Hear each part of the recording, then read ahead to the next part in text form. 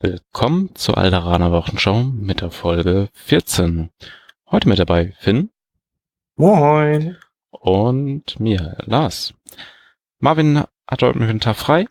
Da wir diese Folge so ein bisschen dazwischen schieben mussten, da ich gerade viel unterwegs bin, sozusagen ein rasender Reporter, direkt von der Straße reingesprochen, wenn man so möchte.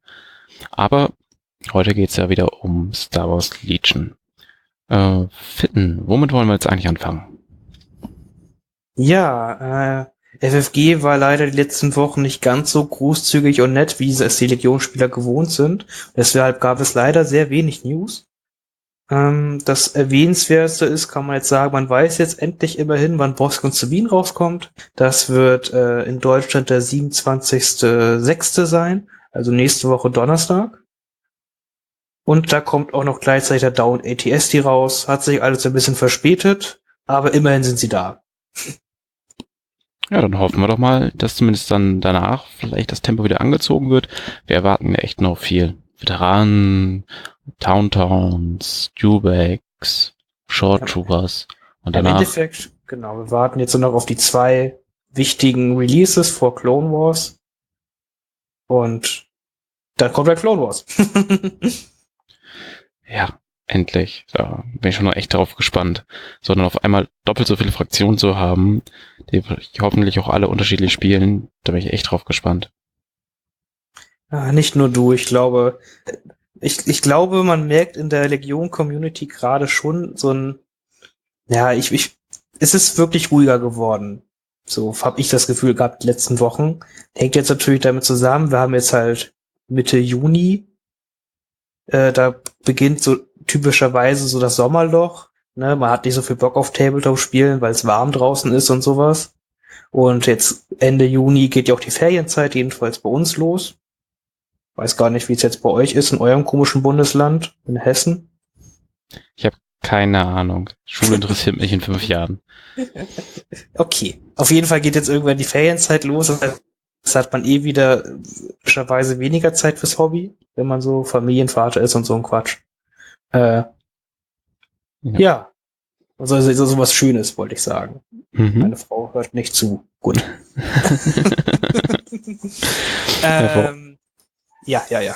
Gut. Und und deswegen, aber ich denke, sobald der Clone Wars da ist, wird man wieder viel mehr Legion sehen, überall. Und ich freue mich drauf. Findest du wirklich so schlimm? Also viele, oder mit dem einen oder anderen, mit dem ich gesprochen habe, der war auch immer froh, dass manchmal ein bisschen das Tempo raus ist, dass man es mal aufholen kann. Wenn man halt nicht jede Woche spielt und nicht jeden Tag sich mit Legion beschäftigt, dann ist man hin und wieder auch ganz froh, dass man einfach mal alles ausprobieren kann, was letzten Monat mal rausgekommen ist. Ja, also es ist, denke ich, recht angenehm halt so, gerade weil die letzten Monate waren ja wirklich vollgepackt. Das stimmt ja auf jeden Fall schon. Ich muss halt sagen, meine Vorfreude auf die nächsten Releases sind halt so groß. Ich möchte halt die Veteranen spielen, ich möchte die Short Trooper spielen. Das halt ein bisschen das Stimme. Man weiß halt schon, was kommt und man weiß, dass es toll wird, man darf es aber noch nicht spielen. Das ist halt das Gemeine. Ja, da bin ich ja sehr auf Berlin gespannt, wenn dann die Operatives schon mit dabei sind, inwieweit es sich dann anfühlt, gegen die zu spielen. Da bin ich echt nervös. Ja, also sie werden auf jeden Fall für beide Seiten eine starke Bereicherung sein.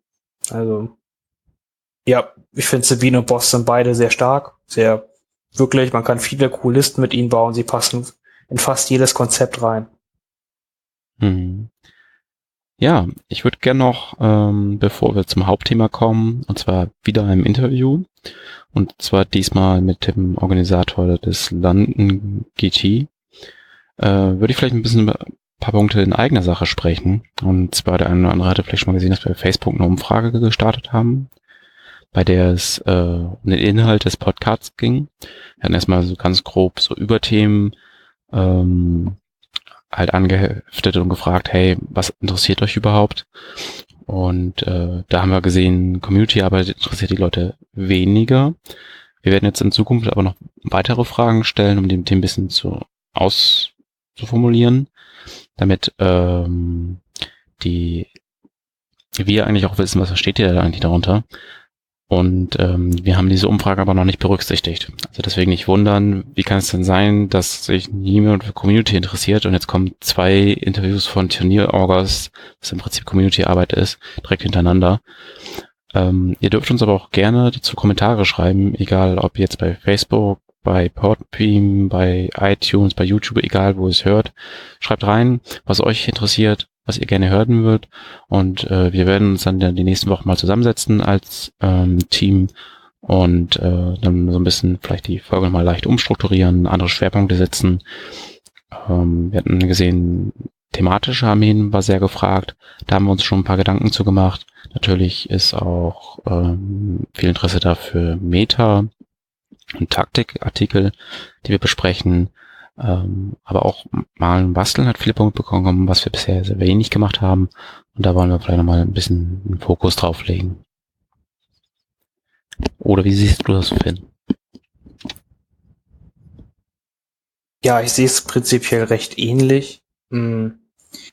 Diese Umfrage, die sind halt einfach immer, um reinzufühlen, ein bisschen Feedback zu kriegen, ohne dass halt Leute gezwungen sind, Kommentare zu schreiben. Umfragen kann man halt relativ schnell halt rum und her klicken, man kann schnell auswerten, sage ich mal.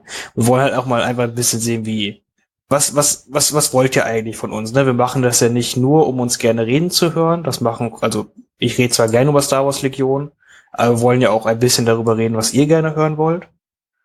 Und deshalb wollen wir einfach nur noch mal ein bisschen mehr Feedback sammeln. So, das ist halt eine ganz einfache und elegante Art, Feedback zu kriegen. Deswegen sollte das, denke ich. Ja, wir gucken mal. Wir sind noch am Austüfteln, was wir alles für Themen noch abdecken wollen mit den Umfragen. Aber wir probieren auf jeden Fall auf eure Wünsche dann auch immer besser, gezielter einzugehen. Das ist jedenfalls unser Ziel.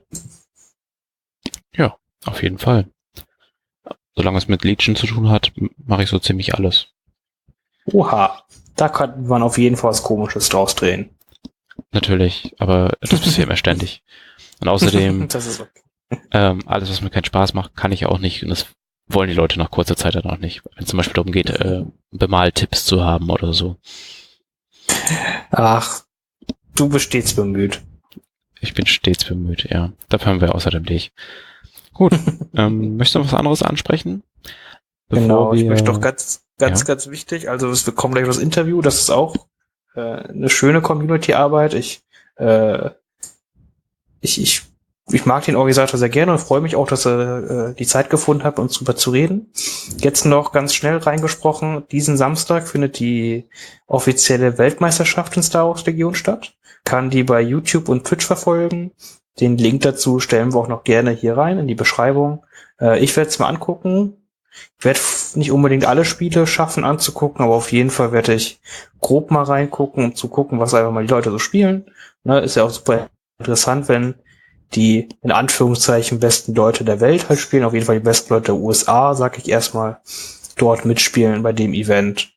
Und danach werden wir bestimmt auch mal von unseren Eindrücken, was wir so an Listen dort gesehen haben, sehen durften, berichten, denke ich mal. Jo. Dann hast du von diesem netten Turnierorganisator aus England erzählt. Dann erzähl uns doch mal, wer ist das denn eigentlich? Genau, der gute Ellis organisiert, wie wir gesprochen haben, das große Nationals Tournament für Star Wars Legion im September. Das ist der 13. bis 15. September. Das ist einmal der Freitag, da ist so ein Doppelturnier.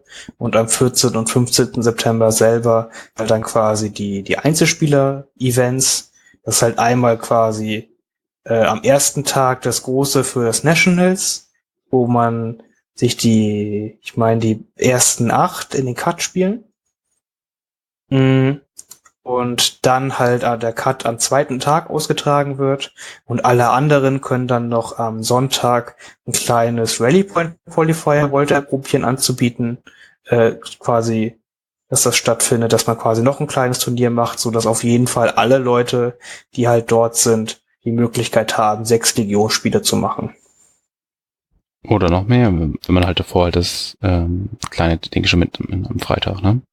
Genau. Also man kann dann wahrscheinlich 9 Legionsspiele an 3 Tagen machen. Das klingt eigentlich nach einer ganz coolen Sache. Vorab anmelden, läuft ein bisschen anders halt, als man es aus den deutschen Turnieren kennt.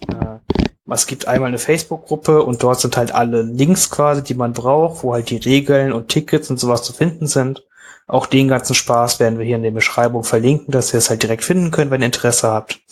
Und auch wenn ihr sonst einfach Fragen dazu habt, wie man da am besten hinkommt, ob man da sich überhaupt lohnt, da hinzukommen und so. Fragt auch gerne uns. Wir leiten notfalls Fragen weiter an den guten Ellis oder wir können die auch schon selber beantworten. Kommt halt ganz auf die Frage an. Und ja, und scheut euch auf jeden Fall nicht, dahin zu fahren. Ich freue mich nämlich jetzt schon riesig drauf. Ja. Vielleicht könnte man noch erwähnen, dass man den Gastgeber durchaus schon mal gesehen haben könnte. Und zwar bei YouTube hat er seinen eigenen Channel. Star Wars Legion Command, was das richtig finden? Oder habe ich da irgendein Wort vergessen? Ja, genau, dass der Ellis erzählt da quasi einfach, setzt sich immer vor die Kamera und erzählt eine halbe, dreiviertel Stunde ein bisschen was über Star Wars Legion. Gerade wie es in den Sinn kommt, sage ich mal. Der Ellis kann aber sehr gut spielen. Das, was er sagt, hat immer Hand und Fuß. Muss man auch sagen. Deswegen, den Kanal werden wir auch sehr gerne verlinken, einmal in die Beschreibung. Guckt euch das an, wenn ihr ein bisschen der englischen Sprache mächtig seid, kann man ihn auch sehr gut verstehen, finde ich. Er hat eigentlich eine ganz gute Aussprache soweit, dass man auch mit dem Schulenglisch eigentlich noch ganz gut mitkommt. Ja. Ja. Also für mich, andere versteht man einfacher, finde ich. Also ich konnte dich ganz gut verstehen, vielleicht bin ich jetzt auch nicht der Durchschnittsdeutsche an Englischkenntnissen. Ja, aber also gut. Sein Channel SWL Command. Manchmal hat er noch so ein bisschen Probleme mit dem Ton. Also, dass er doch undeutlich rüberkommt und er hat schon einen guten englischen Akzent. Also, da sind andere Sprecher etwas leichter zu verstehen, aber dennoch kommt man meistens eigentlich ganz gut mit. Also, ich höre das sogar neben der Autofahrt, aber ich kann verstehen, dass jemand, der nicht ganz so fit im Englisch ist, bei ihm dann noch Schwierigkeiten hat. Gut, aber davon könnt ihr euch gleich selbst ein Bild machen. Wir werden jetzt das Interview reinschneiden. Dies geht 59 Minuten, sprich, wer es überspringen möchte, der kann dann so in etwa bei einer Stunde 12 wieder einsteigen und hört dann uns nochmal, wie wir das im kurzen besprechen, und dann gehen wir in die Hobbyzone und dann soll es für heute auch schon gewesen sein, bevor wir dann demnächst die nächste Folge mal wieder was Handfestes liefern, wo es wieder richtig über Star Wars Legion geht. Hey, we are back with an awesome interview. We have one special guest today. It's Ellis from Star Wars Legion Command, and we're going to talk about the London Grand Tournament. Well, but probably not all of you guys know Ellis, so hey, Ellis, maybe you want to introduce yourself. Thanks for having me on, guys. So, as Finn said, I run the Star Wars Legion Command YouTube, and I kind of just talk tactics and all that kind of stuff. That's like my gig is running a community like for Europe, because there's a lot of American guys that do it over there, and we need someone in Europe. Yeah, we really do. It's all the American podcasts and so on, and it's good to see some Europe spirit. Yeah, and you have a YouTube channel and you want to run a grand tournament, something like this? Yeah, so there's a tournament called the London Grand Tournament that's been going about 4 years now. Originally it started as a Warhammer 40,000 4 years ago, like a 50-man event, one game, that was it. The guy who runs it's called Zach, and he, in the second year, like, upped it up, did a few different events, so all just Warhammer 40,000, but like a narrative event and a 30k event, I think. I mean, it's not Warhammer 40,000, but same thing. And and then I think he did like a doubles and a teams tournament all at that event. And then last year he branched out to loads of companies. A lot of companies kind of said wait till FFG to him said wait till next year because they had Legion come in and they was doing their new version 2 of X-Wing and stuff like that. And basically he approached me asking me to run Star Wars there, which originally was going to just be a fan thing. But we got in contact with FFG and they decided to make it the UK Nationals, so that it's not the only one that might happen, but currently it is the only one that is happening. Ah, awesome. So, how did you get in contact with Zach? Do you know him from other tabletop relationships, or how did you make this up? Yeah, so Zach's a very prominent tournament organizer in the UK, but I actually met him when I went to my first ever Warhammer tournament about 3 years ago, a year after he did the first London GT, and I actually played him at an event and just became friends with him from then on. And since then I stopped playing Warhammer at 40k and jumped on Age of Sigmar and stopped that and jumped on a Legion, but I met him at an event, playing at an event. Oh, okay. So I guess you played like Warhammer 40k, Age of Sigmar, so all the Games Workshop stuff. Did you play other tabletops before Legion?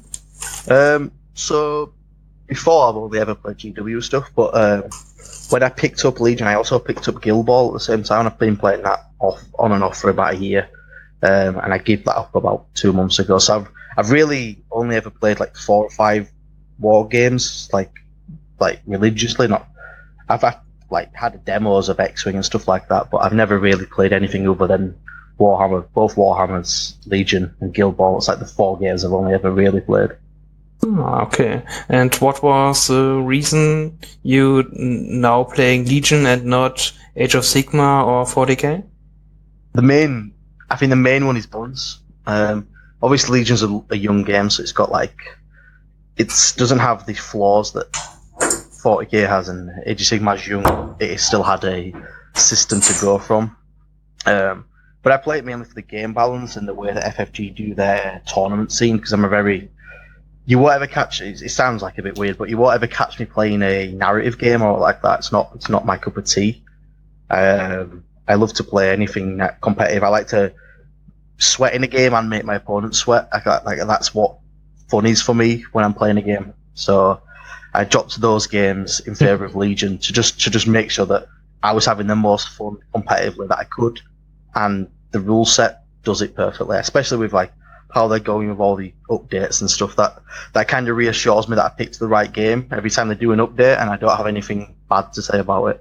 Awesome stuff. Yeah, I really understand this. I love the competitive part about Legion, and in general the Legion community, right? Like the Discord and all the stuff. It's just I in my opinion, it's like the best tabletop community I know so far. Yeah, definitely. I played Warhammer 40,000. The community doesn't really exist. There's a lot of events, but there's no talking in between events. You just turn up and you start talking to people there. Age of Sigmar was a bit alien to me because I'd been playing Warhammer 40,000 for 10 years, going to events for 6 or 7. And when I started Age of Sigmar, basically one of the first events I went to, somebody said to me, "You have to get Twitter." I didn't even have Twitter, because I don't really do much on social media, kind of a bit weird like that. But somebody said to me, "You have to get Twitter," and I was like, "Why?" And community. And then if I'd have just jumped into Legion straight away, I'd have thought this is weird, because the community for it it's like a big family almost. You can ask so many questions and get so many answers straight away without people judging you. So it's a very strong community, to say the game's a year old. Yeah, that's really the point, right? It's a young game, and everyone is helping each other, and it's getting bigger and bigger. That's really the strong part right now. Yeah, definitely. Okay, and so you got into talk with Zach about the tournament, and when you did decide to go big, 64 people is really a lot, in my opinion. And was it just your plan from the beginning on, or just developed in your mind? So when Zach originally approached me, he said, "Do you want to run some demos on the Friday night. They literally all started to. He wanted me to run some demos on the Friday night because he thought I'd have been playing in the Age of Sigmar event on the weekend. So I just literally responded with, "Nah, no, let's not do that. Let's one up that. Let's do an event on the Saturday." Originally, it was just going to be 24 players, 1 day event, 4 rounds, see how it goes. And that was before we contacted FFG. And then Zach just messaged me and said, "How about we just contact FFG and see what they can do for us?" And lo and behold, at that time, they was just reorganizing their OP structure. It's why it's different from last year to this year. It's almost 2 different structures of events. Last year you had just US events and then 8 people going to Worlds, whereas this year you'll have like 124, I think it is, going to Worlds, 128 going to Worlds from the Rally Point qualifier invites and all those invites. So that's kind of where it stemmed from, him asking me to do demos and me saying let's do a 1-day event, and then him bouncing that back and saying, well, let's ask FFG, and then lo and behold, FFG responded, and it just developed from there. And I thought, if we're going to do it, let's do it properly, and let's do it a 2-day event with a cup, and let's do 64 players, because it's kind of 64 players is kind of like the right number. And then LJ, who's like and doing amazing things for this guy. I think this community wouldn't be what it is without LJ. He ran the Las Vegas Open, which was 64 players, and that kind of made me see, like, well, if the Americans have got it and they've got it over that side of the ocean, why can't we have it? Yeah. The Americans are really crazy. The next AVO for 2020 just went up and was like sold out for 64 people in like 5 hours or something like that. Yeah, like that was crazy. Well, let's talk about your tournament. So you said you have Saturday, Sunday event. Is there something more going on? I heard on Friday. Yeah, so we've got just a fun. Let's hope that Clone Wars is out. Bring what you want. Doubles tournament, 400 points each. You don't have to be like one side Jedi, one side Republic, one side Rebels. Like you can mix and match. It's one command hand, one commander per team. You can have 2 or if you want, 400 points each.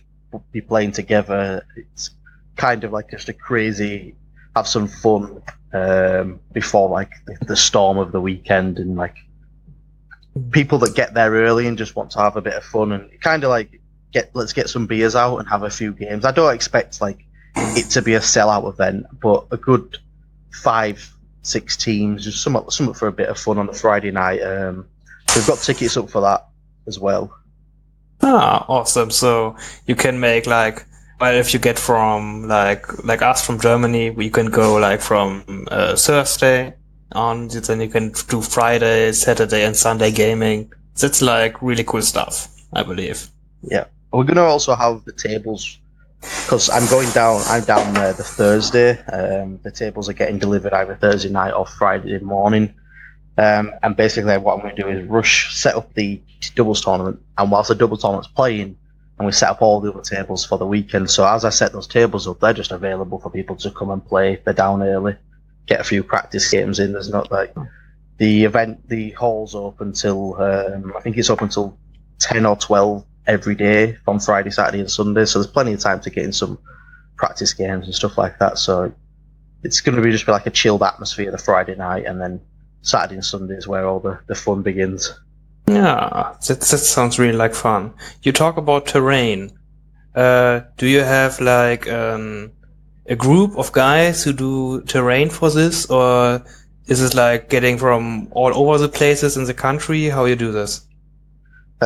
So I think you know Nicky Myland. You played him in the Invader. Yeah, I know Nicky. Yeah, so Nicky is a man with a lot of time on his hands and a lot of money. Let's put it that way. So basically, between me and Nicky and a few just asking a couple of friends. So there's a YouTuber called J Oddity. He's got like a few boards. My local friend that comes around every other night and plays, he's got loads of 3D printed stuff. So basically, between me, Nicky, Jay, and my other friend, we've made 32 tables worth of terrain, basically. We've just made it all up, bought all the mats. So basically all the ticket money has gone on terrain this year and mats this year, whereas next year all the tickets money is basically just going to go on crazy prizes. Wow, awesome. Yeah, I'm really looking forward to this. Have you some pictures of your tables? So we've got like a good, say, fully completed tables. We've got like 16 done. We've not actually taken tables because a lot of it's like, so I've done all the area terrain, Nicky's done all the buildings. Ah, okay. So like all the area terrain's at my house, all the buildings are at his house. So actually this weekend we're getting together, sorting it all out and seeing what we need to finish off and how many tables we need to go from. But I've got a few tables, like, because what I don't want to do is I don't want to get photos of the best tables and put those up and everybody expects that that's the table, you know, everybody's going to get that table. So I'm waiting till we have a good range of what you can expect on every single table almost, and then taking the photos from there. So we have a few like photos ready, but I just want to wait till we have a good amount of stuff ready to take a photo of everything. But we have a group on Facebook called, I think it's just called Star Wars Legion London GT. It's like a really long-winded name, but it's literally, and it's like Star Wars Legion London GT Grand Tournament, something like that, championship. And I'm going to start posting photos from Sunday. We're going to start posting photos because that's when we're getting together to put it all together. Okay. So I believe, you do the photos on Facebook and probably Discord and so on? Yeah, so there's a channel in the Discord and the photo. I mean, I put up some prototype stuff in the Discord, so there's some prototype of the area terrain and the modular hills that we're making that are kind of like tiered hills. So there's like a layer that's kind of bigger, then it gets smaller as it goes up, so it's harder to get models on. It's like, yes, I saw this, yes. Yeah, and I've designed it perfect. Like, we got the perfect cut size polystyrene that two of them stacked together is line of sight blocking. So not only is the hills area terrain, they also block line of sight if you stand in the right places. So they're like multi-purpose. Because what I want the tables to be they're going to be very dense. So if you come into the event, you're going to expect some pretty dense tables, like 14 pieces of terrain per table, 15, 16 pieces of terrain per table. Because I feel like the game needs, especially for like Rebels, which kind of seems stupid to say because then you're making one army better, but you need like a good mix of each type of terrain on a table for it to work. Yeah, it's like, in my opinion, for most tabletop games, like if you have more terrain, it just get more technical, right? Because you have more decisions to make where you put your guys. Yeah, right. Yeah, So and we're definitely having like.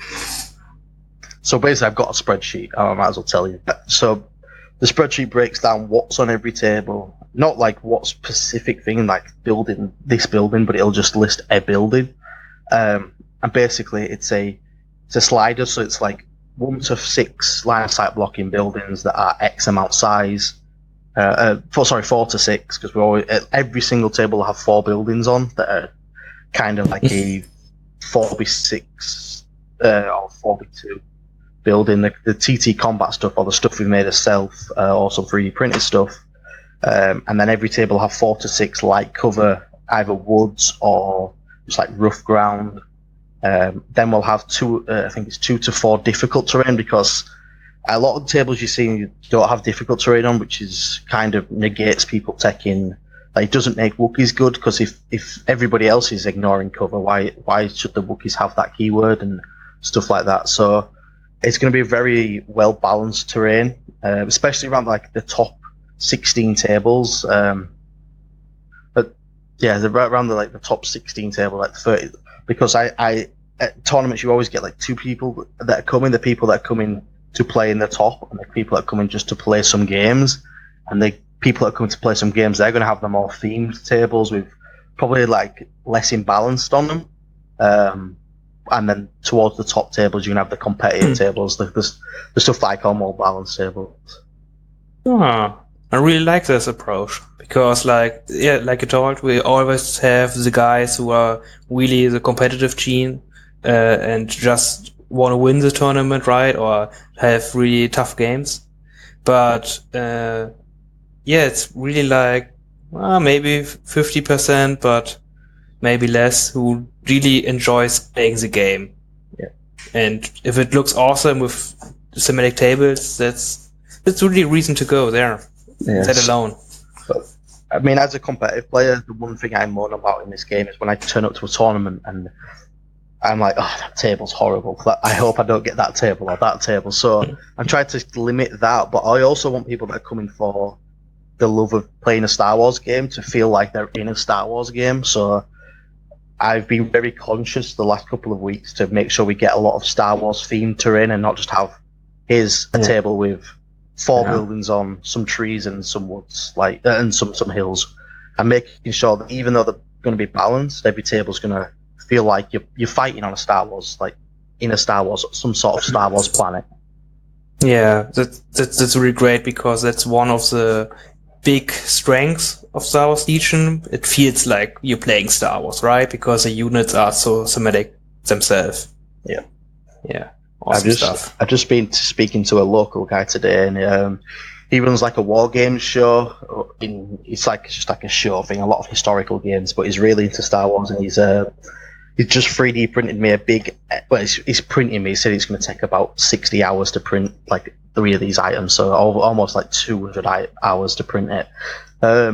It's like an Endor themed board. He got the files off the Ecstasy website. It's an Endor themed, but it's got the Ewok like walkways and hooks on the buildings and stuff, so that's definitely going to be one of the tables that you can expect like further down where people are, and people just want some cool tables and don't really care about the balance of them. So yeah, just got that, and he's doing an Imperial shuttle table for me as well, so that were good news today.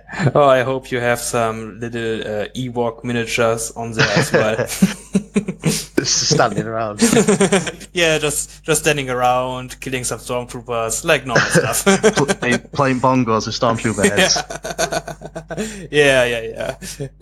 Whacking an ATST like they do. Awesome. Yeah, that sounds really like a lot of fun. Okay. What else do you get? You have like the normal prize support from national event? Yes, yeah. We've got what you saw at, I mean, it might change because this is season 2, whereas that was season 1, but you can expect what you saw at Adepticon, the High Command. It might not be the exact set because this is season 2, that was season 1. Mm-hmm. So, but everybody, I think it's everybody gets a promo card, and I've saved up so many. I'm lucky that my local store doesn't have a Legion scene. It's lucky and unlucky. It's kind of a bad thing, but he still orders the organised play kits for me. So basically, he's been ordering those kits, giving me them every month. So when it comes to London GT, people are going to walk away like, you can come 5th from last, like just a random place, and still probably walk away with about 5 to 10 all art promo cards. Ooh, I love having swag. That's awesome. So we've got the problem I've got at the moment is because we spent, and I always hate talking about money, but the world is all about money. So we spent a lot of the ticket money on the mats and the terrain. Like the mats are, if you think about how much a mat is anyway, retail, like 70, 80 euros most of the time. And we've got to buy 32 of them. Oh. It almost cuts everything you're getting just straight in half. And when we've got to order them in advance, every ticket we don't sell, we're kind of losing if we don't sell 60. Obviously, we're not stupid and we bought half of the mats now, and then in 2 months' time, if we sell out, we'll buy the rest of the mats. So we'll have all the mats, but the mats cut a lot of costs. So you won't expect what LJ did at LVO, where everybody got a set of tokens. I don't want to hide. I don't want to skirt around the fact that everybody's not getting a set of tokens. It's not something that we can possibly do. Next year, it's a guarantee. This year, it's just something we just can't do. But you can expect FFG they're giving us a tournament kit. I've got a few tournament kits on my own. People have been putting up their tournament kits on eBay and stuff, and if they're cheap enough, I've just been grabbing them, just buying them and just getting them just for more stuff. We are going to have a goodie bag for everybody that comes, so there is something to look forward to. It's not going to be a goodie bag with a bag in and loads of tokens and objective markers and stuff like that, but because we're building it all ourselves, unlike the other events, it's not a bad thing, the other events, but they've asked people to bring their map terrain and stuff like that. Yeah, that's really a thing to consider for people who attend at the tournament. Like if you do the first time a big tournament like that, it's really a lot to invest, right? You leak the map, like you told, and you leak the terrain and so on. And even if you do it like the terrain yourself and so on, alone, like you said, the mats are so expensive, right? For every table. But like I said, if every table has this really cool type of gaming mats, it's like a real good gaming experience, in my opinion, because the mats are really giving a lot to the game itself. Yeah. Well, Zach had loads of 6x4 mats from the previous year because he's scaled down. He's not scaled down the convention, but he's scaled down the 40k side of it because it was too big last year. And a lot of people probably saw online the terrain gate, #terrain because he you've seen that, right? Yes, I think everybody's seen that, and that's Zach, and he fully well, if you speak to him, he fully well knows he messed up. He didn't give himself enough time to make the terrain, and people offered him help and he declined it because he'd been hurt in the past from that. The year beforehand, somebody offered him help and left him to dry almost, and if it wasn't for I think it was the Belgians, their ETC team had like 400 sets of terrain or something for the actual ETC because it was there that year, and basically they just lent him it, and if it wasn't for that, the year before that would have been a failure. So it's kind of bad that he's almost failed twice, but yeah, the terrain he did last year was kind of bad, and he's learned from that. So he went from like a 400 player event now down to like a 200 I can't remember what it is, 256, something like that. So it works out perfectly. Wow, that's big. It's still yeah. So he has a lot of mats left over from last year, 6x4s, but I felt like if we're going to do it, and I want this to run for years, because I hope Legion runs for years, and it's probably going to go for a long time as Legion. Like, FFG wouldn't make the new sprues stuff and change the plastic over if they didn't see this game going somewhere. So we decided that we wouldn't use 6x4 mats and tape, we'll just buy all the 6x3 mats and make it perfect for everybody. Yeah, awesome stuff. Really awesome stuff. I'm really looking forward to it, really. Okay. Just some, what do you think? Will clone and droids be a thing on your tournament? Like from the, for the winning as well, Saturday, Sunday, or just, fun stuff to bring? Well, I hope they're out for the doubles. And so I've not even explained how we're doing the format, which is probably something I should do. So the Saturday and Sunday is not guaranteed to be playing both days in the same tournament now, because what we're doing is 64 players. You play 3 rounds on the Saturday. Now I was thinking of playing 4, but 4 is annoying for everybody and people traveling, and it's just not nice. So we're going to do 3 on the Saturday. And then we're going to cut to a top 8 for the Sunday. So if there is less than 64 players, you can still lose a game and make the cut. If there is bang on 64 players, you have to win all 3 games to make the cut. And then on the Sunday morning, basically, because what FFG give us is 4 world invites, and first place gets flights and accommodation as well as a world invites. So I should have said that. The prize box is kind of like the biggest thing. The biggest thing, and I missed it out. So yeah, first place gets flights and accommodation to the world in America. It's probably going to be Adepticon, but nobody knows. But if I was a betting man, it's Adepticon next year, so that's probably what it's going to be. And we wanted a guaranteed winner for that because nothing sucks harder than losing like that much money. Like that's almost like £1,000 worth of stuff for first place. Because if I was to book a flight now and a few days over there, it probably cost me about £1,000 to get over there to America for like 4 or 5 days. So there's no worse than losing that on strength of schedule. Yes, of course. So we want a guaranteed winner. So what we're doing is day 2, those 8 people will play the first game in the morning, so if you've made the cut, I don't think you're going out for drinks. Or you are, but you've been sensible and you've been escorted home at 12 or something. Because there's quite a lot on the line. So that first game, so sub of game 4, first game on the Sunday, if you win that game, you've basically got a world invite because you'll be in the top 4 then.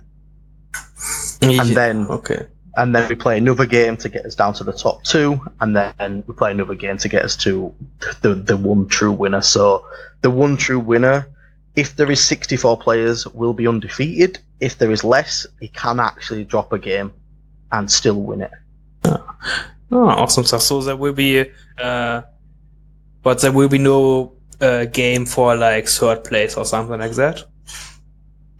Well, there can be. Well, I think we're gonna as well because what we're doing is anyone who doesn't make the cut is playing in and I'm trying to get it to be an official event, so there's another world's ticket on the line, just one, but it's not flights, not just one, like an RPQ basically.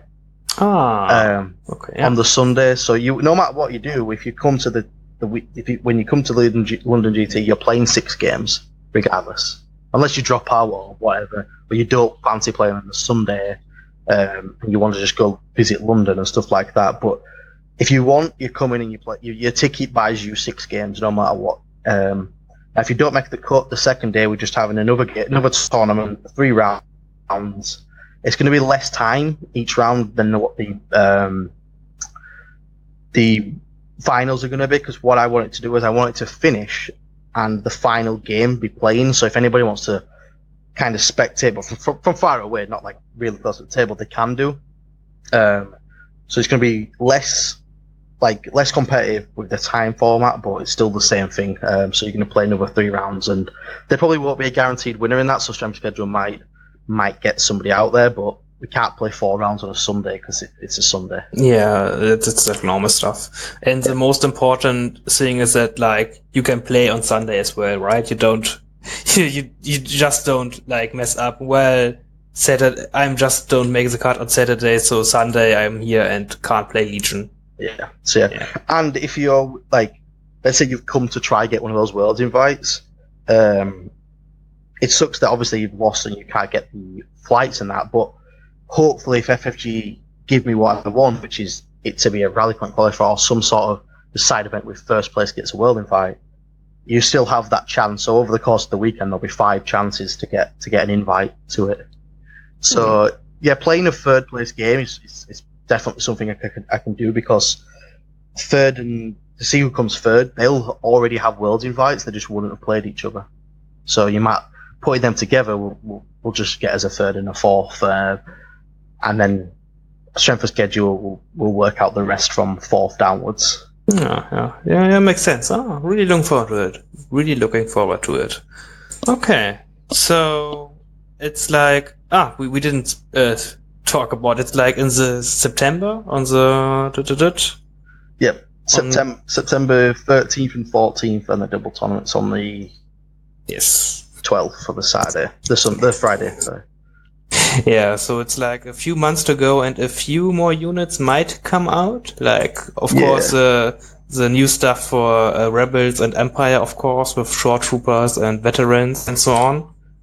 And maybe, like we told, the new core set box, but probably probably not really more than that for the clones.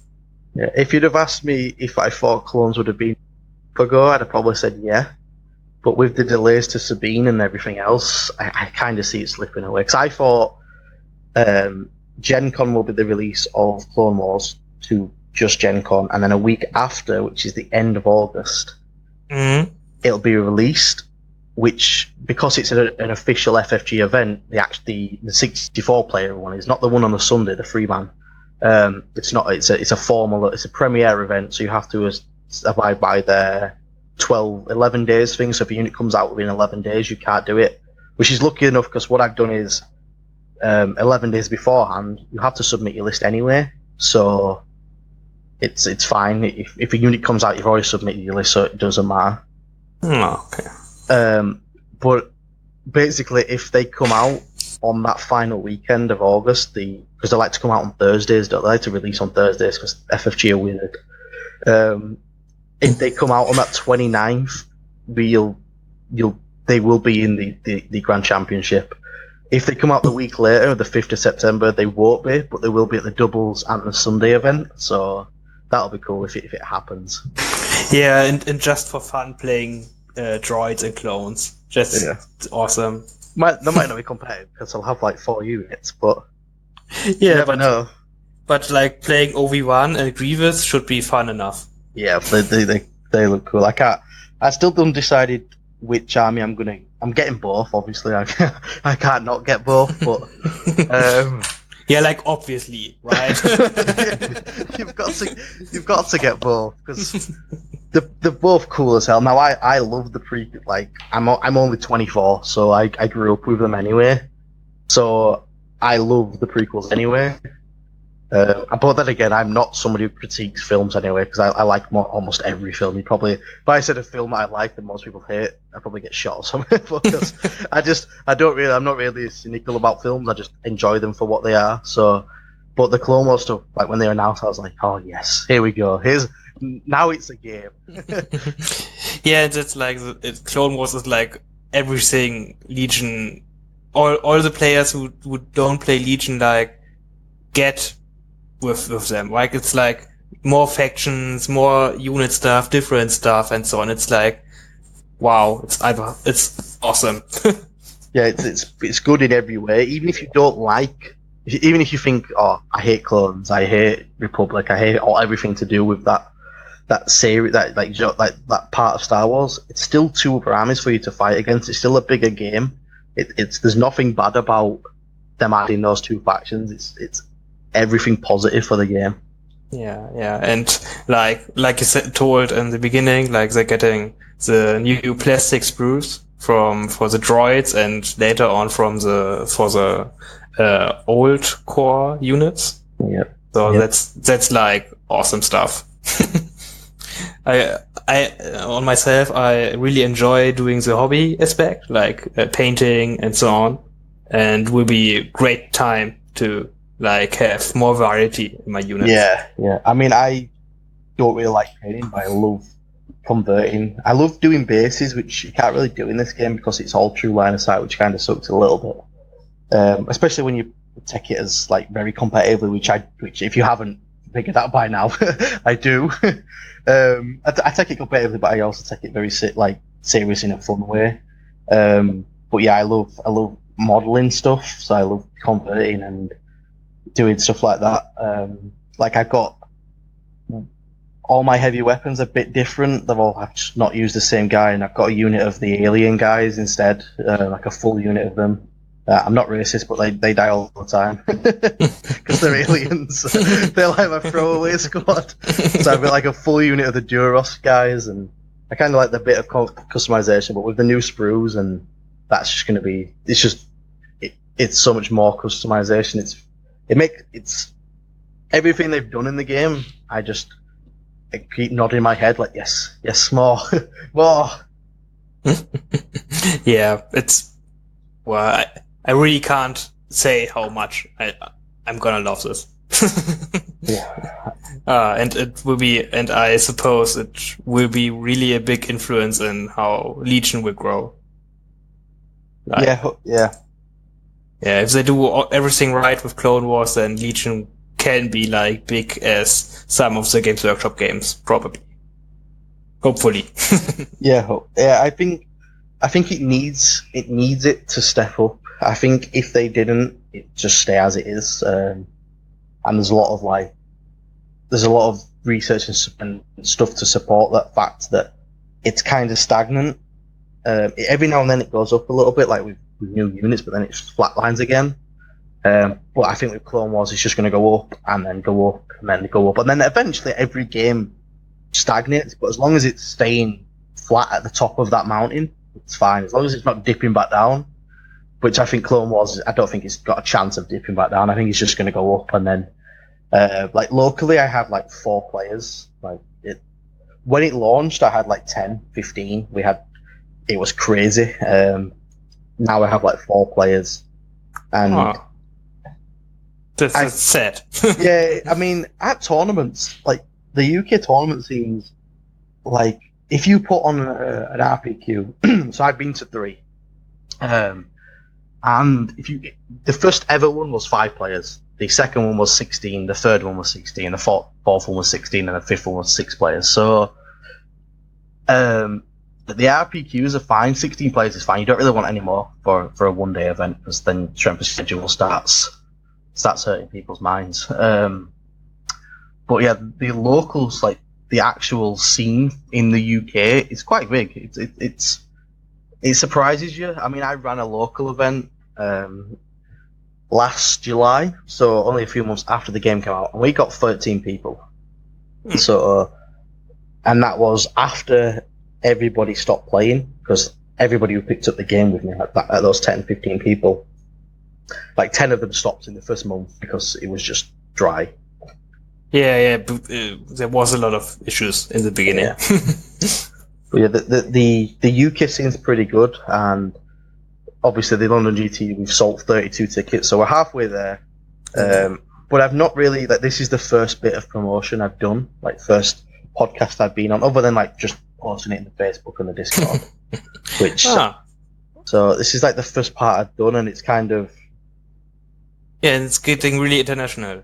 Right yeah, now. I mean, we've got like yourself coming. I know like 1 or 2 of the Americans are coming. There's a few French people coming, and I know like you asked me before this, and if I had an idea of where people are coming from, and basically what I've done is I've just pulled up the names. So obviously there's 2 French names, so they might not even be from France, but they're definitely French. So okay. It might be a bit international, but it's going to have a heavy like UK presence. It is the UK Grand Championship after all, so you can expect it to have that. But it bodes well for a game when the first big like tournament in Europe is a European event. It's not just a UK event. Yeah, that's really good. Like, because Europe has to be like as big as America, right? The United States, who do all the big events. So we have to do like a European event to get all the people, like LVO does or something like that. Yeah, we definitely need them. Yeah. Okay. And how someone can get in contact to you or to get a ticket or something, like how do you do this? How can I promote somebody to get the ticket in and get all the information from a tournament? So to get a ticket, basically we have a website that's www.lgt, so London Grand Tournament but shortened down, presents, as in when you're presenting like a show or something, presents just .co.uk, and on there's a store with the tickets for the doubles tournament and the grand tournament, and the tournament packs are in the description of the ticket. There's like a little button that just says click here for the specific pack, so you can read through all the FFG guidelines, all the guidelines that we have for like painting, because we've not really put a guideline in for painting. We're just going to see how it goes, but I have put one clause in, and it's that every unit needs squad markings. Now on the day I'm going to have thousands of loom bands, so if you want to just mark up your squads with loom bands, or even just use the number tokens, because this game can get really messy when there's like 6 units of stormtroopers clumped in a clump, and they're all the same. Oh, when there be 7, I will be confused, but okay. So yeah, you can go on there, and then for like updates and what's happening, we've got a channel in the Legion Discord that's just under the event tab, and it's just called London GT. And then we've got the Facebook, which I forget I'm just gonna try to find what the actual name is for it. It was like Star Wars Legion at London GT, I believe.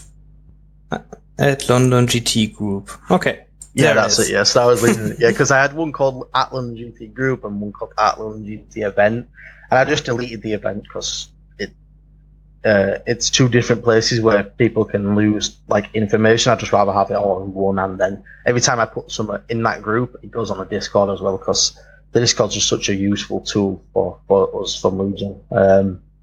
So there's that. That's really the main places. So there's the website, LGT Presents, and the Facebook group. Ah, awesome stuff. I'm really, like we told myself and a few friends of mine will be there at London GT, and would be really, really awesome. Really looking forward to it. And hopefully some more German guys, because like, I really have to say, flying to UK is cheap as hell. Ryanair and getting over there is like really cheap. Yeah, I didn't expect that. Yeah, Ryanair is like, yeah, you can probably do it for like less than €100. Yeah, really. That's really like, it can be really kind of. You might have to sit on somebody's knee, but yeah, but like it's like from Germany, like under 2 hour flight. It's not that bad to sit Yeah. uncomfortable for like less than 2 hours for sake of saving like money. And another thing is, if anybody wants to just ask any questions, like I'm active on Facebook, just Ellis Priestley. I don't mind people adding me and talking to me. It just doesn't bother me. And on the Discord as well, it's just Ellis, Star Wars Legion Command, in like hyphen, so it's just SWL Command. I also have a Facebook page for Legion Command, but if you message me on there, I probably won't see, because for some reason it don't give me notifications, so don't message me there if you want a fast response. Yes, and one really important thing for German guys, if you don't have play on English, don't be afraid. You can really, with like school English, you can really get far in tabletop stuff. You don't have to be afraid, and just you will be understand it, because it sounds strange, but you can really everybody knows the English terms for Star Wars Legion, because like it's an English game after all from FFG, and yeah. And you use list builder and all cards in English. Yes. Yeah, and it's not.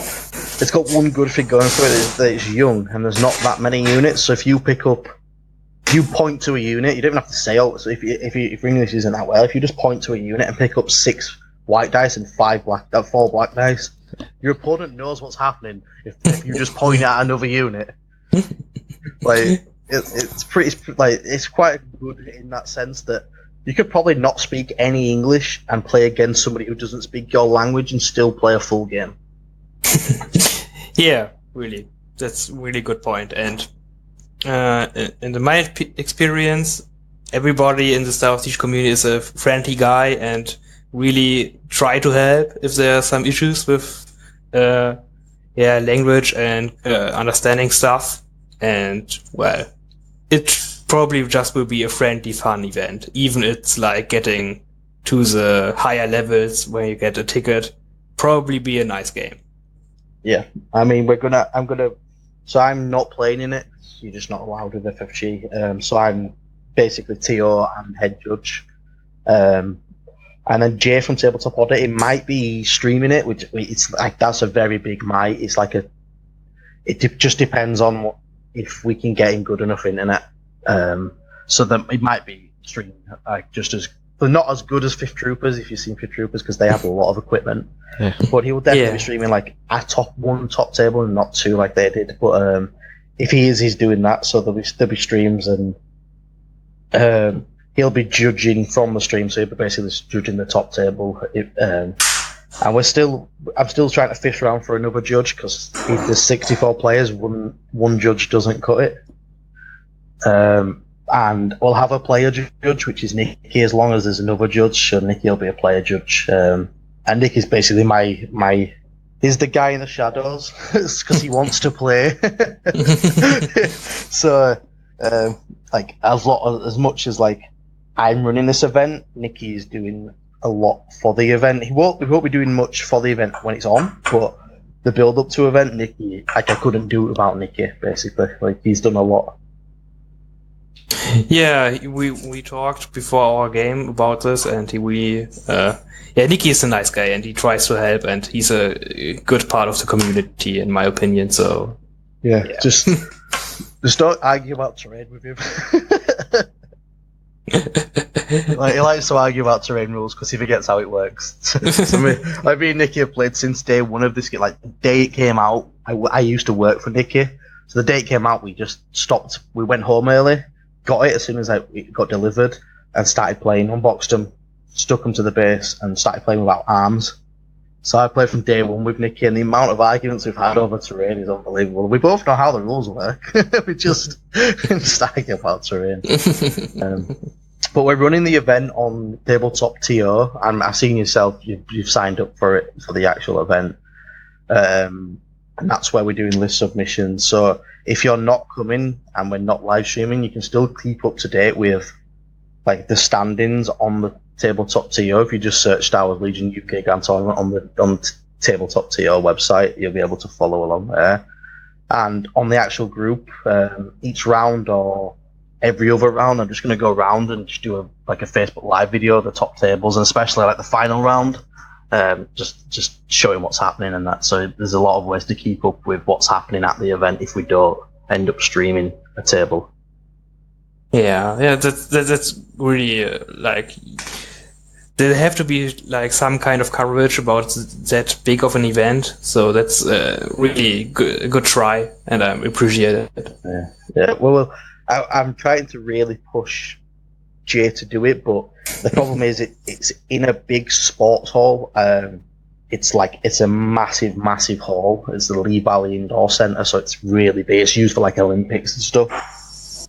And you don't generally get good internet at places like that, because a lot of the times, like when they're broadcasting there, they do it off-site through cameras and stuff, so the internet that we probably get might not be good enough to stream like consistently. So it might work out, it might not, and obviously we'll know sooner to the time once we know a lot more. Like, he knows, like Zach's talking to them, but Zach obviously got his real life stuff and all the other events to sort out and that stuff. So we'll probably end up running an event, running a live. Well, we are probably running. We are running an event.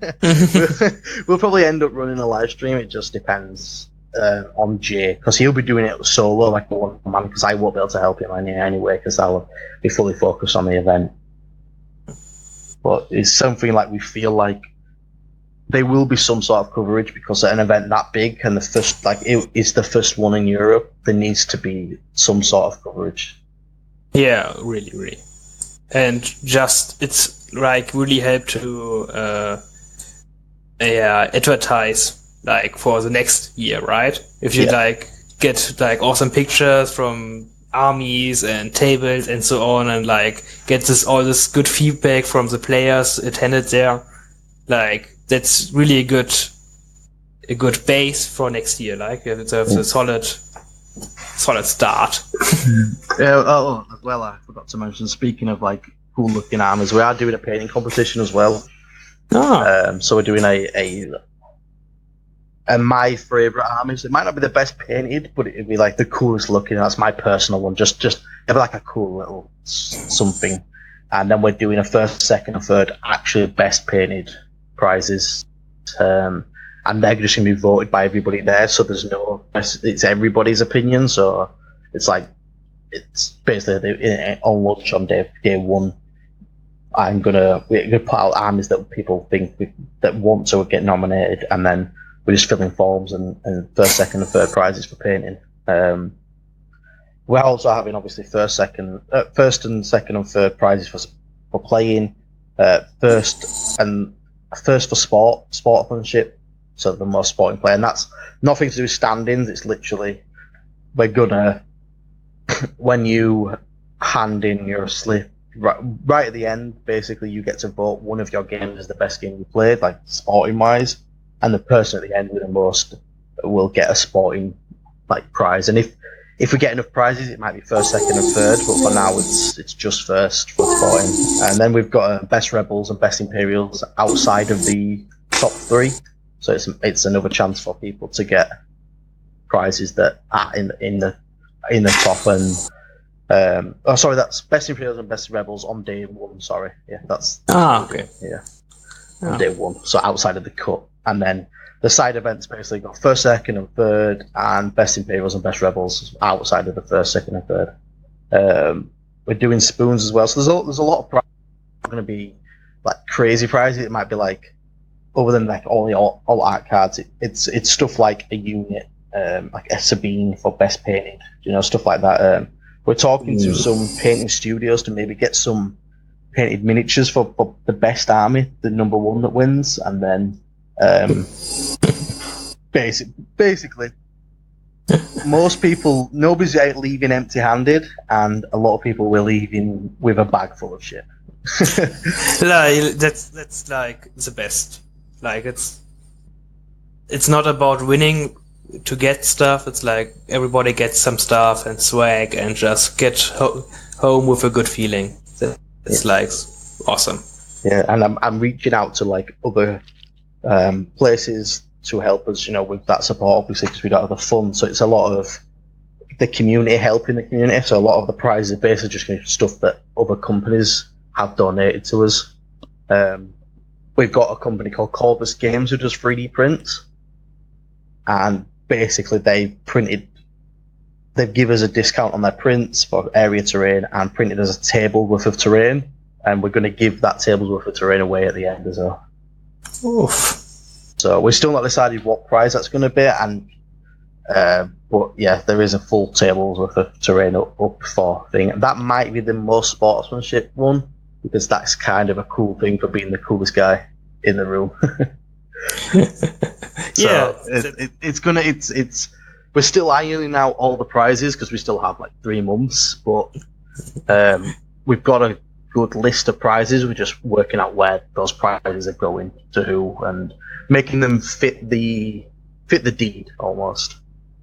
Yeah, awesome. It's just getting better and better. If you tell more and more, just getting better and better, in my opinion. And like, if you have time and the money to, because it's a bit expensive, it is like a few €100 for getting from Germany to London for the weekend. But if you have the time and the money, really check this out.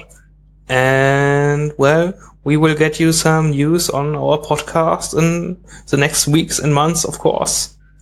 And hopefully see you guys there. Okay. Lars, do you have some last questions to Ellis before we finish the interview? Yeah, one point. I think we haven't talked about the accommodation, have we? Have you some recommendation where I can find some good accommodation in the vicinity of the location? This is going to sound probably bad, but so I'm actually from London. I live at the other end of Britain, other end of England. I live right up north in Leeds, and I don't actually know, honestly. Like, I'm an honest man. I always tell what, but I'm not going to tell you some lies. Honestly, other than a Google search, which most people are going to do, that's all I do. So yeah, honestly, I know I'm staying. I know there's a camping site next to it because there's a big camping site, so you can actually, if you want to, stay for free. I think you might have to pay on the site, but very cheap, and camp there the weekend if you really want, like if it's something you want to do. Because I know I'm staying in one of the lodges there.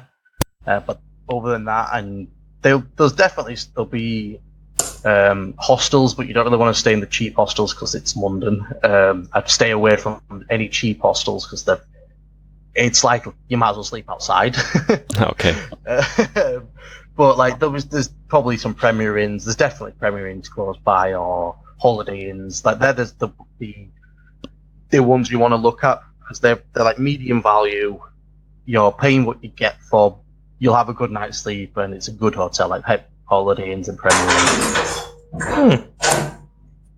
Yeah, well, but it's like you told, like our time, like searching hotels, hostels, and stuff like that. It's so easy with Google.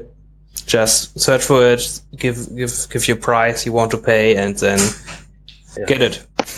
Yeah. And one thing I would do as well is London is a big. Well, I mean, I it sounds weird because my city I live in is pretty small. I can go from the start of my town, of Leeds town, to the end of Leeds town in like an hour's walk, and it's like the fifth biggest city in the UK, so it's pretty small because the UK is not that big. But to me, London's massive, which it's probably not to most people. So, but yeah, London is a big place, like in air quotes, to me. So try get one close, and when you're looking, just find out how close it is. Like they've got the underground, but if you're not, like this is one tip I will say, because I've been before. I went last year for the Age of Sigmar tournament at the London GT. If you're not familiar with the underground system, it's very, very complicated. Like for a first time, especially if you're coming from Germany, English well, the underground system is very complicated, and that's all the underground trains. So I would recommend flying into an airport that's close by, and I think the London International and I mean Google will tell you better than me. Guess like going off their head, they're very close to it, and then a taxi or something like that, because the underground. If I got lost last year, and if it wasn't for Nikki, who's been to London a few times, like I'd have missed the event. So. That's one thing I can say is make sure you get somewhere close, or if you don't get somewhere close, make sure you do your research on how to get there each day. Well, some like last nice words to end this interview, okay? Don't get lost in London. Yeah. That would be bad.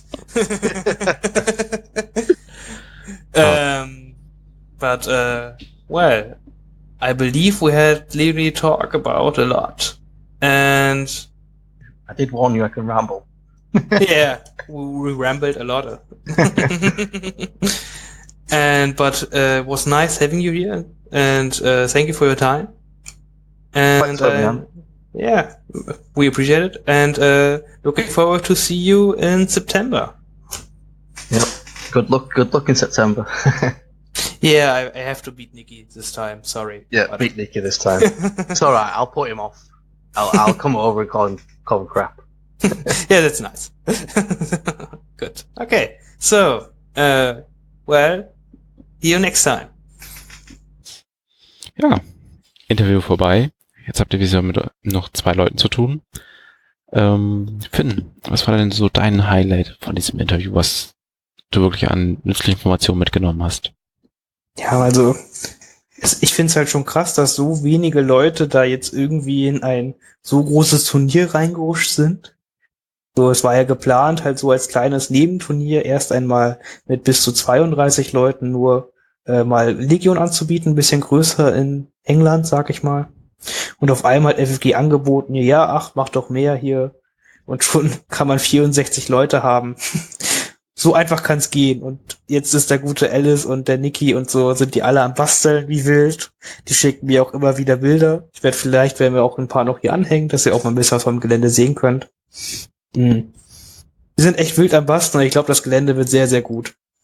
Ja. Also, sie haben ja wirklich gut erzählt, was sie auch schön thematisches Gelände haben wollen. Also ich denke, da wird auf jeden Fall einem was geboten. Also war halt wirklich interessant, ne? Das im Prinzip kam hier das große London GT, das ja unter 40k und Age of Sigmar Spielern wirklich ja schon ein bekannter Name ist, wenn man so ein bisschen sich in Europa umschaut. Und haben gesagt, ja, hier wollte vielleicht mal ein paar Promospiele machen, und dann sagt, nee, wenn, dann machen wir schon mal ein Turnier und mal gucken, was FFG dazu sagt. Und dann der FFG sagt, ja, wir könnten mal eine große Nummer in Europa gebrauchen. Und auf einmal kommen da 32 Tischen zustande oder sind halt gerade in der Entwicklung. Das ist schon ziemlich cool. Den Niki, den hast du ja auch schon mal kennengelernt, ne? Zumindest online. Ja, der Niki hat mich ein bisschen, der hat mich an einen sehr schlechten Tag erwischt, würde ich jetzt einfach behaupten. Deswegen, ich möchte es nicht auf meine spielerischen Fähigkeiten schieben. Und da hat er mich in der Online-Invader-Liga im Viertelfinale leider besiegt. Aber ich habe auch so schon öfters mal gegen Niki gespielt. Der ist ein sehr cooler und witziger Spiel. Das hat immer echt Spaß gemacht. Und ja, ich hoffe, dass ich ihn noch überreden kann, dass er mal nach Deutschland kommt, aber das ist was anderes. Ja, vielleicht nächstes Jahr. Oder halt im November nach Oldenburg. Ja, komm, alles ist möglich, ne? Noch ist ja alles lange hin. Aber wahrscheinlich hast du das Spiel nur verloren, weil ich zugeguckt habe. Das war das einzige deiner Spiele, das ich mir angeguckt habe live. Und war auch das einzige, was du verloren hast. Ja, also ich denke, wenn man 1 und 1 zusammenzählt. Ja. Anders kann es nicht sein. Kann es nur daran liegen. Ich habe aber auch vorgenommen, nicht mehr abends um 10 so ein Spiel zu machen, nachdem ich einen Tag gearbeitet habe. Das war irgendwie auch keine so gute Idee. Ja, das ergibt Sinn. Aber gut, man lernt draus und es war witzig und hat Spaß gemacht. Es geht ja nicht nur darum zu gewinnen. Ich fand es generell auch so ein bisschen interessant, was er sonst noch erzählt hat. Zum Beispiel, dass die halt mehrere Rally Point Qualifier haben, wovon wir in Deutschland ja nur einen haben. Und das war bei dem meistens 16 Mann Eintagesturniere. Also irgendwie schon ein bisschen anders aufgehängt, als es bei uns eine Priorität hat. Meinst du, das hängt damit zusammen, dass wir da halt mit Asmodee Deutschland einfach einen anderen Ansprechpartner haben, oder wo kommt das her? Ich denke halt, der Ansprechpartner, ja, wird auch irgendwie eine Rolle haben, aber ich glaube auch einfach, dass die Community ganz anders ist in den Vereinigten Königreich als in Deutschland.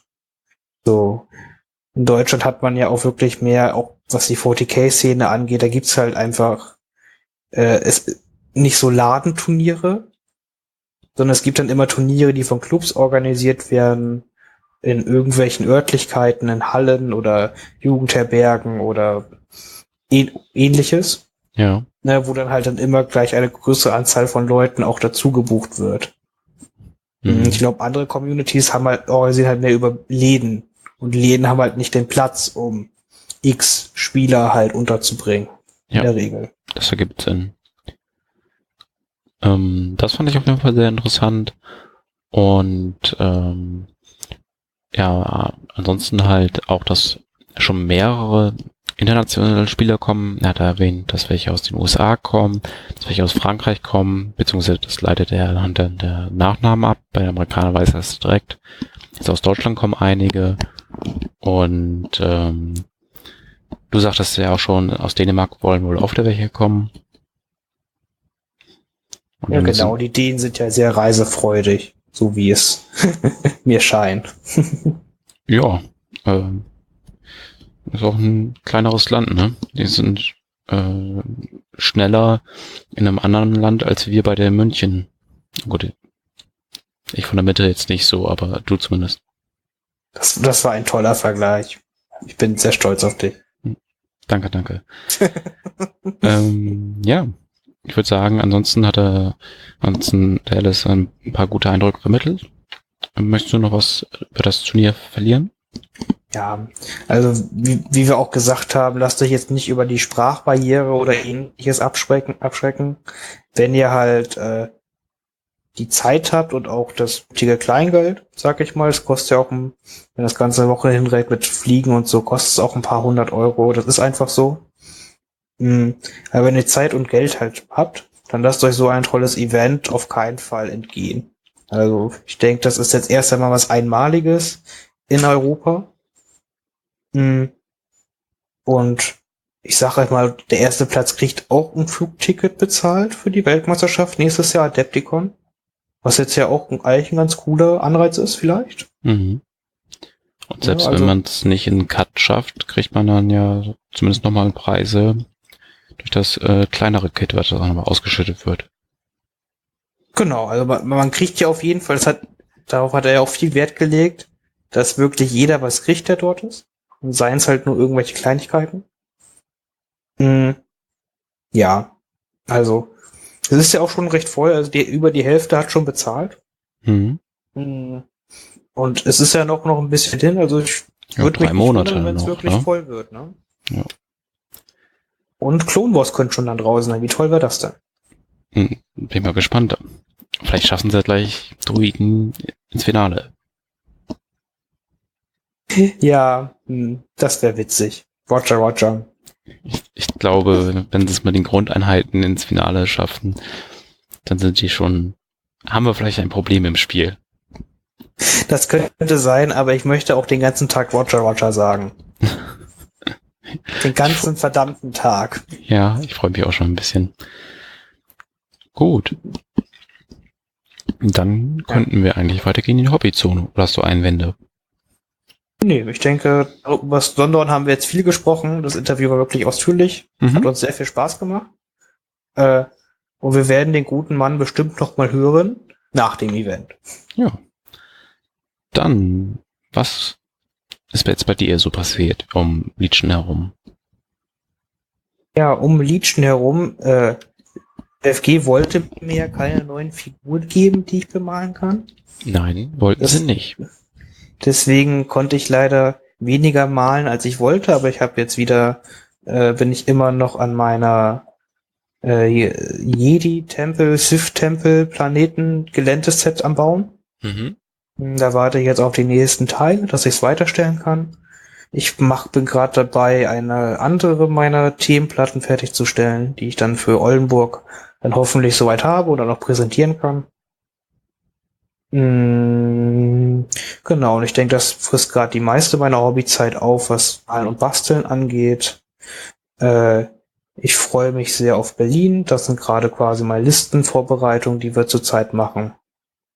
Und wenn dann Berlin ist, quasi gleich schon das nächste Thema droht sich an, ist ja schon fast auch die Deutsche Meisterschaft. Und da möchte man ja auch wohl ganz gerne hin. Zumindest die ein Ticket bekommen haben. Denn die Meisterschaft ist mit 32 Plätzen schon ausverkauft. Ja, das hat mich echt überrascht. Ne? Es waren innerhalb von 3-4 Tagen waren sie wirklich ausverkauft. Also damit hätte ich persönlich nicht gerechnet. Ja, ich bin mal gespannt, wie das dann da wird.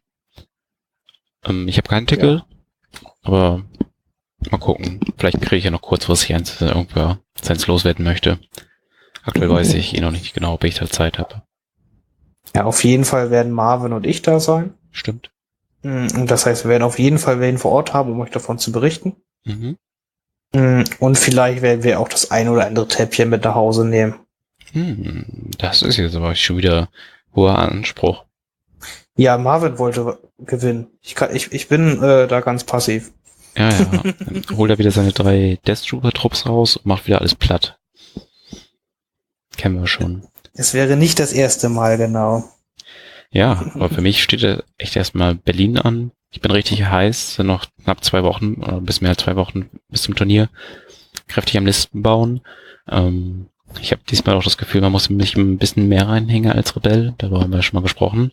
Aber ich habe da schon ein paar Listen, die mir durchaus gefallen. Jetzt muss geguckt werden, welche taugt dann wirklich was und welche liegt mir auch. Ich bin jetzt ja nicht der beste Spieler, aber muss auch was dabei sein, mit dem man gut umgehen kann.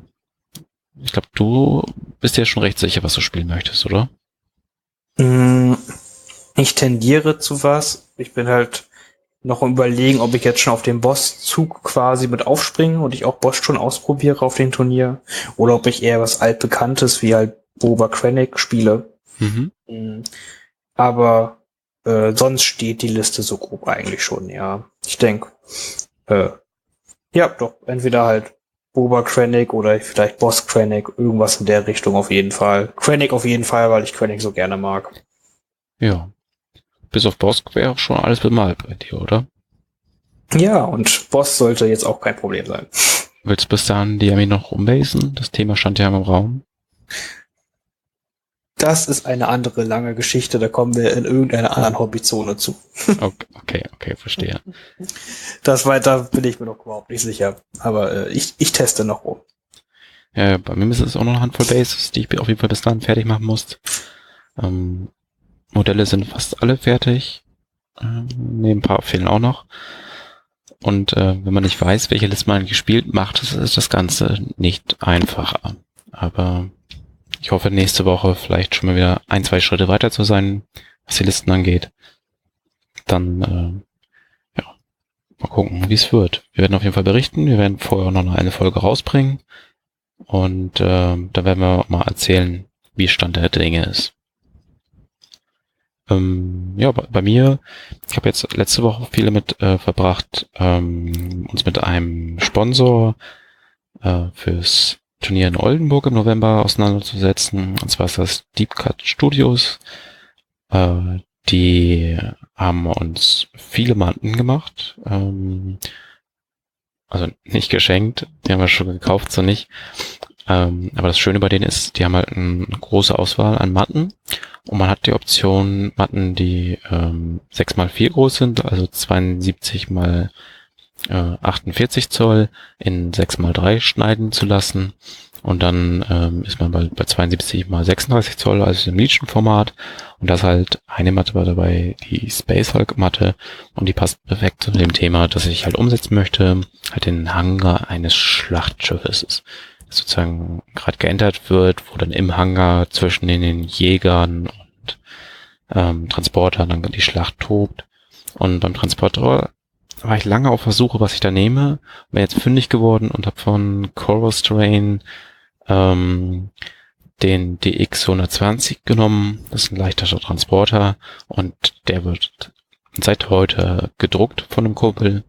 Also auch da bin ich ja ziemlich gespannt, wie der aussehen wird und hoffe, ihn dann im November präsentieren zu können mit dem Rest der Platte, weil ich habe noch gar nichts. Ich muss jedes einzelne Stück noch besorgen, kaufen, malen. Bis dahin steht noch ein Umzug an, also meine finanziellen Mittel sind noch nicht unbegrenzt. Mal gucken, ob ich das alles umsetzen kann. Ich glaube fest an dich, wenn das hilft irgendwie. Doch, dein Glaube bewegt Berge.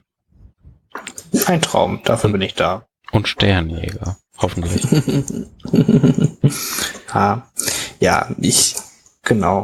Das ist witzigerweise, glaube ich, das, was uns insgesamt alle am meisten beschäftigt zurzeit, ist echt das Geländebau. Das geht auch irgendwie reihum, habe ich das Gefühl. Mhm.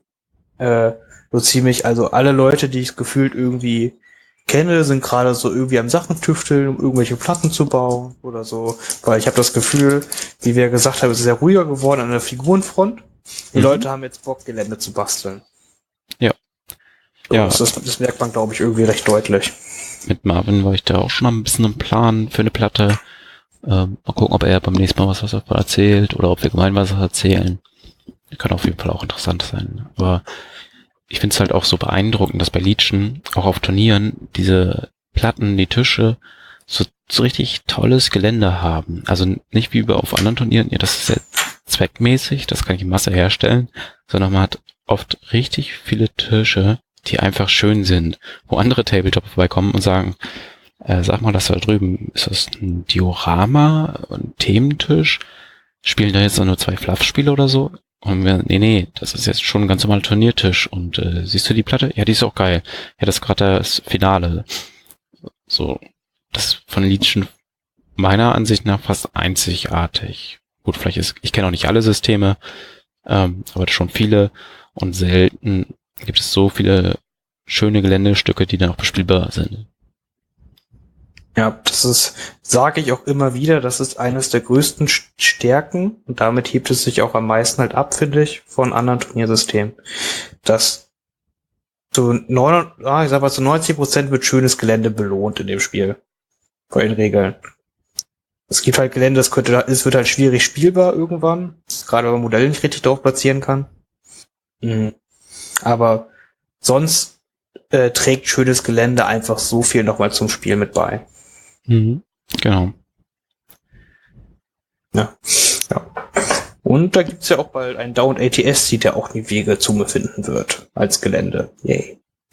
Ja, da bin ich tierisch auf die Mission gespannt. Also würde auch gern mal wirklich eine Fluff-Truppe auspacken, also eine hintergrundgetreue Truppe, die dann um diesen Geländestück herum die beiden Missionen spielt. Da bin ich schon auch sehr drauf gespannt. Jetzt erstmal Berlin und danach ist dann der ATST dran.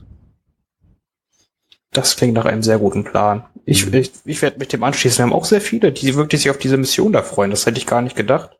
Aber wir wachsen ja gerade bei uns wirklich gefühlt wöchentlich wachsen wir gerade bei uns. Habe ich jetzt echt das Gefühl, wir werden wirklich immer mehr. Ja.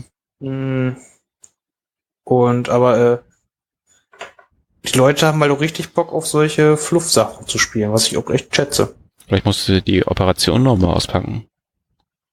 Ja, vielleicht sollte ich das, ich denke, es wird, ich werde, wenn Clone Wars rauskommt, so eine Escalation-Operation nochmal machen, wo man quasi dann so, da fängt man erst mit 400 Punkten an, da geht man 600, 800, 1000 Punkte.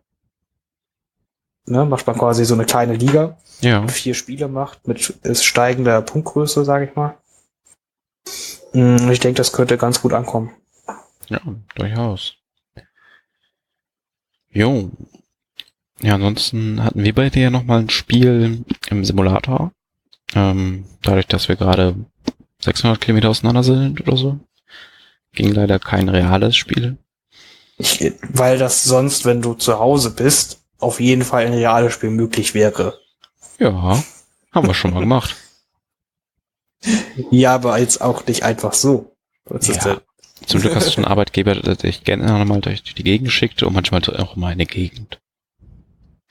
Das ist wirklich sehr nett von diesem Arbeitgeber. Ich bin auch ein großer Freund davon. Ja. Nee, da habe ich mal schon mal Luke gemeinsam mit Sabine getestet. Habe sie nicht gut gespielt. Phil hat natürlich wieder verdient gewonnen. Aber hat schon Spaß gemacht, mit so 2 Sachen durch die Gegend zu hüpfen. Muss man aber auf jeden Fall üben. Das ist nichts, was man sich mal eben so aus einem Handgelenk schüttelt. Also wer gegen diese Liste Probleme hat mit den beiden oder sogar verliert, rechnet eurem Gegenüber das hoch an. Also das kann man nicht einfach die beiden nach vorne schieben und sagen, hier, die machten das schon. Kann man schon, wenn der andere alle Saves die ganze Zeit schaffst, wenn die roten Würfel dabei sind, dann geht es schon. Okay. Aber, naja, wir wissen, dass wir was Würfeln ist. Der roten Würfel geben, aber sie nehmen auch sehr gerne. Würfel des Schicksals. Okay. Mit dem Interview haben wir jetzt auch schon wieder richtig viel Zeit zusammen. Möchtest du noch was anfügen? Ich würde sagen, eine Regelfragen wollen wir den Marvin jetzt nicht wegnehmen. Die darf er gerne beim nächsten Mal rausgeben. Auf keinen Fall. Das ist ja auch sein Part und wichtig. Mhm, genau. Möchtest du sonst noch etwas ansprechen? Nee, wie gesagt, wir haben ja noch eine Folge vor Berlin, da werden wir noch mal ganz viel darüber berichten, wie sehr wir uns darauf freuen und was wir uns da für Gedanken gemacht haben zum Turnier. Und sonst, lasst uns doch gerne ein paar Infos da, ob ihr das Interview so gut fandet, ob ihr solche Sachen öfters haben möchtet, weniger oft oder sowas. Wenn ihr sagt, bitte nie wieder einen englischen Beitrag, könnt ihr es auch gerne nennen. Genau, das war jetzt halt eine Idee von uns, ne? Der Ellis konnte leider kein Deutsch. Frechheit. Vielleicht können wir bis Ende September ihm das noch beibringen. Meinst du, das klappt? Ja, ich denke, einen Deutsch-Grundkurs kriegen wir hin. Ich glaube, das lassen wir wieder. Okay. Ja, okay. Ja, wie gesagt, lasst uns da, wenn ihr sagt, ihr wollt sowas gar nicht haben, verstehen wir das ja auch. Ja, dann machen wir es nicht nochmal. Aber wir dachten mal, es wäre halt mal schön was anderes nochmal. Und einfach, weil er auch wirklich schön viele Dinge erzählt hat und mal ganz andere Einblicke in eine ganz andere Community gebracht hat, dachten wir, wäre eine ganz gute Sache. Ja. Dann wünsche ich euch noch einen schönen Tag. Genau, und bis zum nächsten Mal. Bis dann. Tschö. Tschüss.